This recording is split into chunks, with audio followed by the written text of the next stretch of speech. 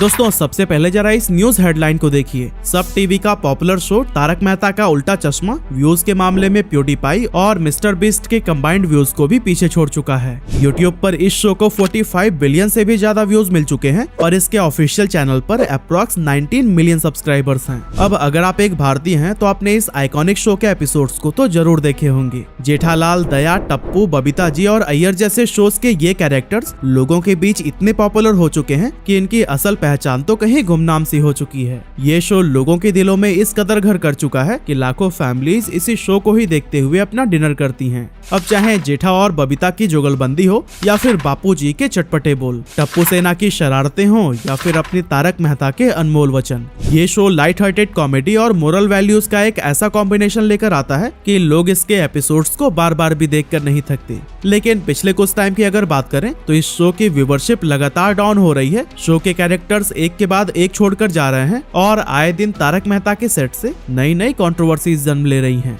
ऐसे में सवाल उठता है कि तारक मेहता का उल्टा चश्मा आखिर इतना पॉपुलर हो कैसे पाया और वो क्या रीजंस हैं जो कि इसके डाउनफॉल की वजह बन रहे हैं। तो दोस्तों हमारी कहानी शुरू होती है 28 जुलाई 2008 से, क्योंकि इसी दिन ही सब टीवी पर तारक मेहता का पहला एपिसोड टेलीकास्ट किया गया था। ये वो दौर था जब टीवी पर एंटरटेनमेंट के नाम पर सास बहू के सीरियल्स ही आया करते थे, जो कि साजिशों और बेमतलब के फैमिली ड्रामा से भरे हुए होते थे।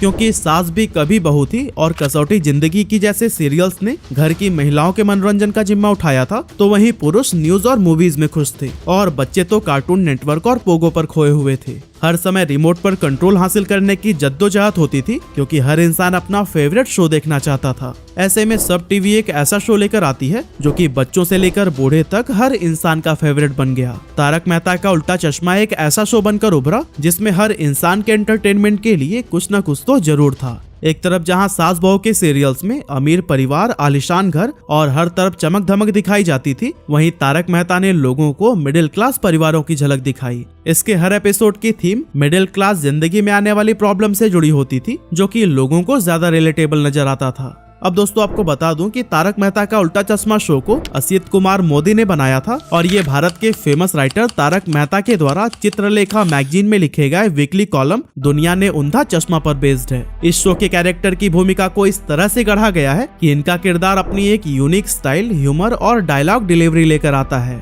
साथ ही अगर आपने नोटिस किया हो तो तारक मेहता का उल्टा चश्मा के कैरेक्टर्स में हमें भारत के अलग अलग स्टेट्स और वहाँ की यूनिक आइडेंटिटी का फ्यूजन देखने को मिलता है। जैसे दया और जेठालाल गुजराती हैं, तो वहीं भिड़े महाराष्ट्र से बिलोंग करते हैं। बबीता जी बंगाली हैं, उनके हस्बैंड अय्यर साउथ इंडियन, तो वहीं सोढ़ी पंजाबी और उनकी पत्नी पारसी कम्युनिटी से बिलोंग करती हैं। तारक मेहता का उल्टा चश्मा की सबसे अच्छी बात यह है कि इसे हम पूरी फैमिली के साथ बैठकर देख सकते हैं और यहाँ पर हर फैमिली मेंबर शो के किसी न किसी किरदार के साथ रिलेट कर पाता है। इस सीरियल में ना तो कोई सीरियस फाइट दिखाई जाती है और ना ही कोई वल्गर लैंग्वेज का यूज सुनने को मिलता है। शो में लाइट हार्टेड कॉमेडी और मोरल वैल्यूज का एक ऐसा परफेक्ट फ्यूजन देखने को मिलता है जो हमें हंसाता भी है और कभी कभार इमोशंस में भी डाल देता है। इस तरह के शो को सिचुएशनल कॉमेडी या सिटकॉम कहा जाता है और इंडियन टेलीविजन पर इस कैटेगरी में तारक मेहता का उल्टा चश्मा को कोई भी टक्कर नहीं दे पाया है। अब वैसे तो शो के प्रोड्यूसर्स इसके आइडिया को सबसे पहले स्टार प्लस और जी टीवी के पास लेकर गए थे, पर उन्होंने इसे रिजेक्ट कर दिया, जो कि इन चैनल्स के लिए ऐतिहासिक गलती साबित हुई। बाद में सब टीवी ने ही इसको आगे बढ़ाया और पिछले 15 सालों से तारक मेहता के फैंस अपने फेवरेट शो को देखने के लिए इसी चैनल का ही रुख करते हैं। लोगों के बीच इस शो और इसके कैरेक्टर्स की पॉपुलैरिटी का अंदाजा आप इसी बात से लगा सकते हैं कि साल 2014 में जब प्राइम मिनिस्टर नरेंद्र मोदी ने अपने स्वच्छ भारत अभियान के लिए ब्रांड एम्बेसडर चुने, तो फिर सचिन तेंदुलकर, विराट कोहली, अमिताभ बच्चन जैसे सितारों के बीच एक नाम तारक मेहता का उल्टा चश्मा की टीम का भी था। पेंडेमिक के बीच जब भारत के लोग घर की चार दीवारी में बंद थे, तब तारक मेहता इतना ज्यादा देखा गया कि ये व्यूवरशिप के मामले में नंबर 1 शो बन गया। आपको जानकर हैरानी होगी कि इस शो को एक्सपेरिमेंटल बेसिस पर शुरू किया गया था और ओरिजिनली इसे सिर्फ 2 साल तक ही टेलीकास्ट करने का प्लान था, लेकिन आगे चलकर इस शो को इतना क्रेजी रिस्पांस मिला कि इसे बंद करने का तो सवाल ही नहीं उठता था। 6 नवंबर 2012 को इस शो ने अपने 1000 एपिसोड्स पूरे किए और आज ये 4000 एपिसोड्स के माइलस्टोन को भी टच करने के काफी करीब आ चुका है। वैसे असित कुमार मोदी ने तारक मेहता से पहले भी हम सब एक हैं, वाह वाह क्या बात है और सब खेलो सब जीतो जैसे टीवी शोज को भी प्रोड्यूस किया, लेकिन बहुत ज्यादा कामयाबी न मिलने के बाद भी उन्होंने सेल्फ कॉन्फिडेंस नहीं खोया और हिस्टोरिक टीवी शो बनाया। ऐसे ही अगर आप भी अपने लाइफ में सक्सेसफुल होना चाहते हैं और अपने सेल्फ कॉन्फिडेंस को बूस्ट करना चाहते हैं तो फिर इसमें आपकी मदद करेगा कुकू एफएम। एक्चुअली जब आप खुद के बारे में अच्छा सोचने लगते हैं, अच्छा महसूस करते हैं, तो फिर नेचुरली आप कॉन्फिडेंट फील करने लगते हैं और इससे आपको अपने लाइफ के इंपॉर्टेंट डिसीजंस लेने में भी हेल्प मिलती है। तो अगर आपको जानना है कि किस तरह से लो सेल्फ कॉन्फिडेंस को बूस्ट किया जाए, कैसे अपने अंदर की बात को सुना जाए, तो कुकू एफएम पर available how to boost your self confidence नाम के इस ऑडियो शो को जरूर सुनिएगा।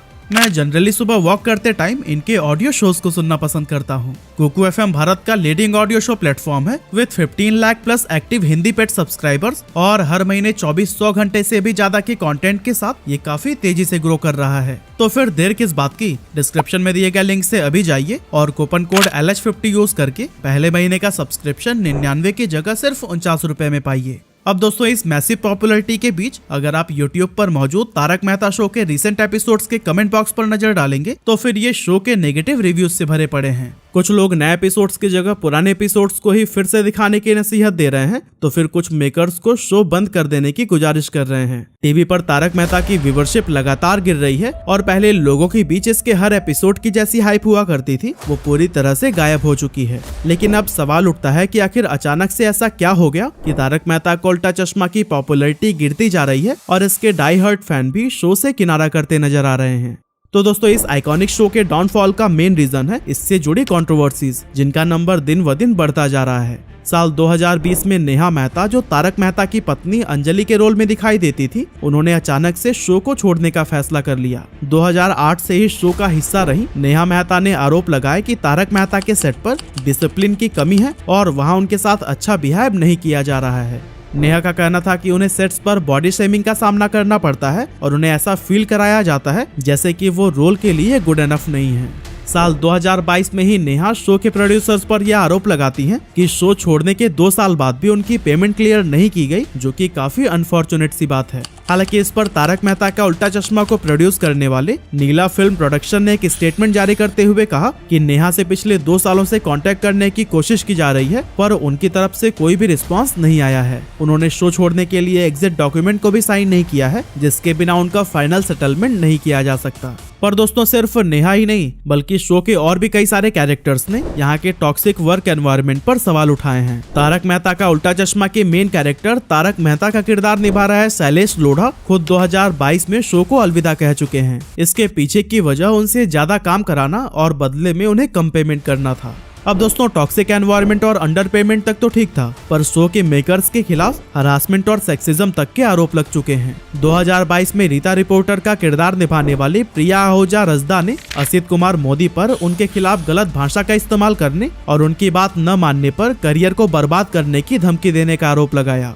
शो में सोडी की पत्नी का किरदार निभा रही जेनिफर मिस्त्री भी असित कुमार मोदी और शो के मेकर्स पर सेक्सुअल हरासमेंट के आरोप लगा चुकी हैं। उनका आरोप है कि असित कुमार मोदी ने कई ओकेशंस पर उन्हें भला बुरा कहा और उन्हें गलत तरीके से टच किया।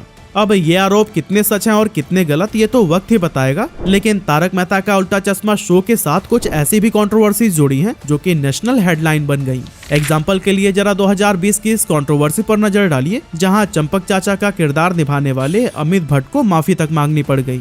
एक्चुअली हुआ कुछ ऐसा कि एक एपिसोड में गोकुलधाम सोसाइटी के सारे मेंबर्स बोर्ड पर अपनी अपनी लैंग्वेज में सुविचार लिखने के लिए लड़ रहे होते हैं। ऐसे में चंपक चाचा उनकी लड़ाई को सुलझाते हैं और उन्हें सभी लैंग्वेजेस की इंपॉर्टेंस के बारे में बताते हैं। लेकिन इसी बीच वो हिंदी को मुंबई में सबसे ज्यादा बोली जाने वाली भाषा बता देते हैं, जो कि एक गलत फैक्ट था। इस पर राज ठाकरे की पार्टी महाराष्ट्र नवनिर्माण सेना जबरदस्त हंगामा करती है और फिर अमित भट्ट को अपनी गलती के लिए एपोलॉजी लेटर भी जारी करना पड़ता है। कुछ ऐसी ही कंट्रोवर्सी बबीता जी का रोल प्ले करने वाली मुनमुन दत्ता के साथ भी हो गई, जब उन्होंने अपने एक वीडियो में जातिवाद कमेंट कर दिया था। इस सिलसिले में उन्हें SC/ST एक्ट के तहत बुक किया गया और उन्हें अपने कमेंट के लिए बकायदा माफी मांगनी पड़ी।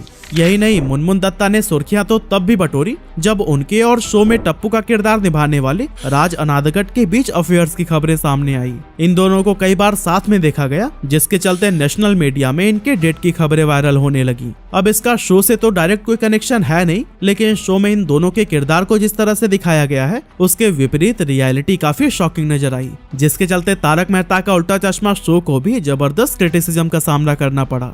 और दोस्तों कंट्रोवर्सी से अगर हम आगे बढ़े तो शो को सबसे ज्यादा नुकसान इसको छोड़ चुके कैरेक्टर्स ने पहुंचाया है। दिशा वकानी से लेकर शैलेश लोधा और नेहा मेहता, इन सभी को ही हम शो की शुरुआत से देखते आ रहे हैं। अब शो में इनके रिप्लेसमेंट तो जरूर आए, लेकिन वो कभी भी इनकी जगह नहीं ले सके। साथ ही अगर आप तारक मेहता के रिसेंट एपिसोड्स को देखेंगे तो यहाँ से फन और ह्यूमर पूरी तरह से गायब हो चुका है और कैरेक्टर्स तो हमें हंसाते हुए कम बल्कि ज्ञान देते हुए ज्यादा नजर आते हैं। तारक मेहता का उल्टा चश्मा शो की सबसे बड़ी यूएसपी ऑडियंस के साथ उनकी रिलेटिविटी थी, जो कि धीरे धीरे खत्म होती जा रही है। मेकर्स शो में कुछ नया लाने की बजाय वही पुराने एपिसोड्स के ही आइडियाज को उठाकर रीमेक बनाने पर लगे हुए हैं और शो के प्लॉट को भी बेवजह लंबा खींचा जा रहा है। ऐसे में लगता तो यही है कि शायद आने वाले दिनों में हम तारक मेहता का उल्टा चश्मा शो नहीं देख पाएंगे।